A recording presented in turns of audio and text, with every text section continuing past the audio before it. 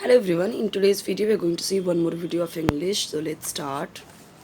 In the previous video we have seen these things, these sentences and this one also. Now today there is a very short poem as you can see over here, so I will explain this one. Okay.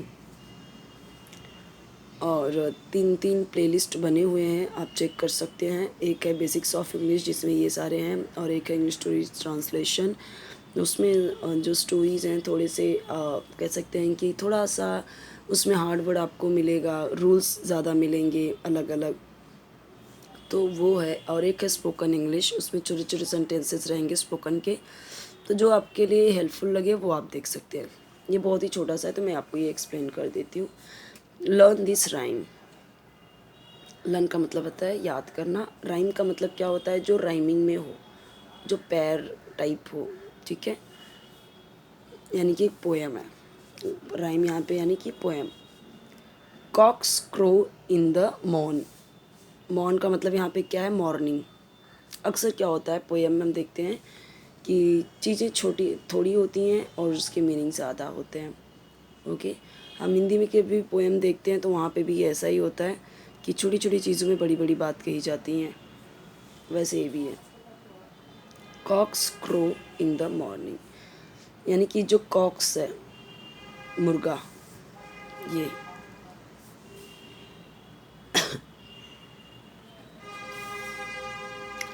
Crow का मतलब यहाँ पे क्या होता है कि crow का मतलब होता है बांग देना. ठीक है, बांग देना यानी जो कुकड़ू कुओं बोलते हैं सुबह सुबह.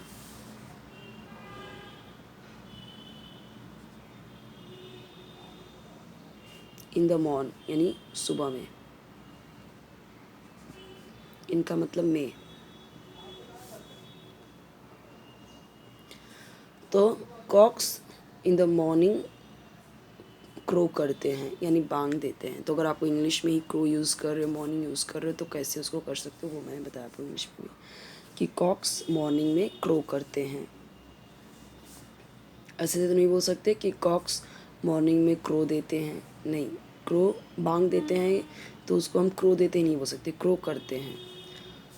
To tell us to rise, हमें बताने के लिए. इसका मतलब अस यानी हमें, टेल यानी बताने, और टू का मतलब यहाँ पे के लिए. ओके.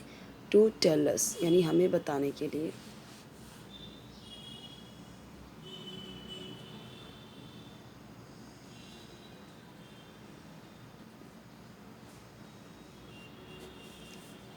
टू राइज कि सुबह हो गई है. राइज का मतलब सुबह हो गई है, उठने के लिए. राइज यानी यहाँ पे उठने के लिए. तो हमें उठने के लिए, बताने के लिए वो क्रो करते हैं कि उठो. To tell us to rise कि उठो, हमें बताने के लिए वो सुबह में क्रो करते हैं. And he who is late will never be wise. और वह जो लेट है यानी देरी से उठता है. लेट है का मतलब यहाँ पे क्या? देरी से उठता है, उठने के लिए बात करता है ना. लेकिन वह जो लेट से उठता है या देरी से है, देर से उठता है, विल नेवर बी राइज, कभी नहीं. नेवर का मतलब क्या होता है? कभी नहीं. बी का मतलब यहाँ पे होगा. वाइज यानी बुद्धिमान.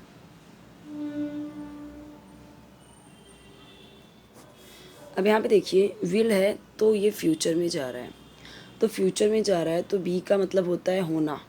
ठीक है, जैसे हम बोलते हैं ना कि it can be a good man, मतलब he can be a good man, तो वो अच्छा आदमी हो सकता है.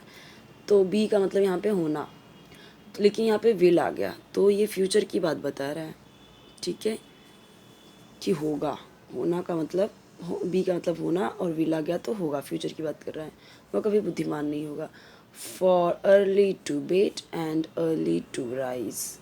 फॉर अर्ली टू बेट यानी कि जो जल्दी सोता है. बेड टू बेड का मतलब सोने जाना, यानी जल्दी सोना और जल्दी उठना.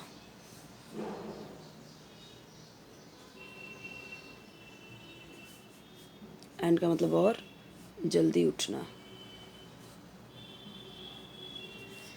Is the way to be healthy wealthy and wise. Is the way रास्ता है, वे का मतलब रास्ता, इज़ यानी है, तो क्या हो गया रास्ता।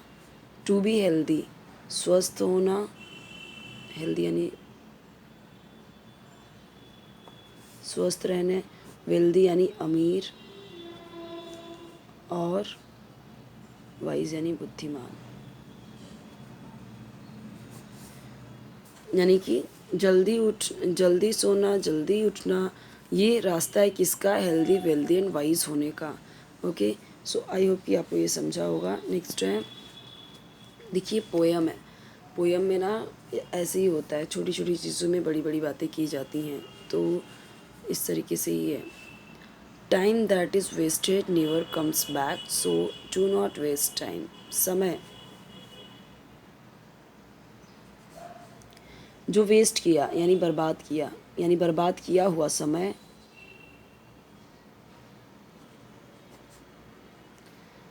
और यहाँ पे दैट इज़ नेवर यानी कभी नहीं,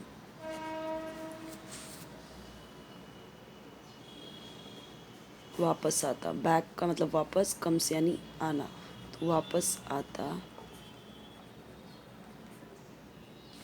यानी ये wasted time that is wasted, वह समय, दैट का मतलब वह समय जो बर्बाद किया हुआ है। यानी कि कहने का मतलब ये है कि बर्बाद किया हुआ समय कभी वापस नहीं आता, इसलिए do not waste your time. अब जब जहाँ पे डू नॉट आए यानी कि डोंट की बात कर रहे हैं, ऐसा डोंट। अब ये चाहे बोलो डू नॉट या don't, do not waste time, तब डू नॉट साथ में आ रहा है, या डू नॉट साथ में आ रहा है, डोंट है, उसका मतलब होता है क्या, मत, यानी मत, डू नॉट वेस्ट टाइम, समय बर्बाद मत करो, मत करो। डू का मतलब करना भी होता है, और नॉट का मतलब नहीं में हो गया, तो डू नॉट वेस्ट टाइम। हम बोलते हैं don't waste your time, why there, don't waste your time, go to your classroom. तो हम ऐसे क्यों बोलते हैं कि इसी तरीके से यही सेंटेंस होता है, डोंट वेस्ट योर टाइम, तो यहाँ पे वही बोला गया है। बहुत अच्छी लाइन है ये जो है, time that is wasted never comes back, so do not waste time. Okay, so I hope कि आपको ये समझा हो। कोई डाउट है तो कमेंट सेक्शन पूछिए, चैनल को ज़रूर सब्सक्राइब कीजिए, वीडियो लाइक कीजिए, फ्रेंड्स के साथ शेयर कीजिए ताकि उन्हें भी हेल्प मिले। नेक्स्ट में हम देखेंगे, बहुत अच्छी स्टोरी है ये, देखेंगे इसमें कई सारे हमें रूल्स रेगुलेशंस देखने को मिलेंगे, और जब ये स्टोरी है तो हमें ये पास्ट में भी देखने को मिलेगा, थोड़ा बहुत हो सकता है कि फ्यूचर में भी रहे, थोड़ा बहुत प्रेजेंट में भी रहे, क्योंकि जो स्टोरीज़ होती हैं उसमें बहुत सारे रूल्स आपको मिल जाते हैं अलग अलग, स्पेशली उसमें पास्ट टेंस ही ज़्यादा होता है। ओके।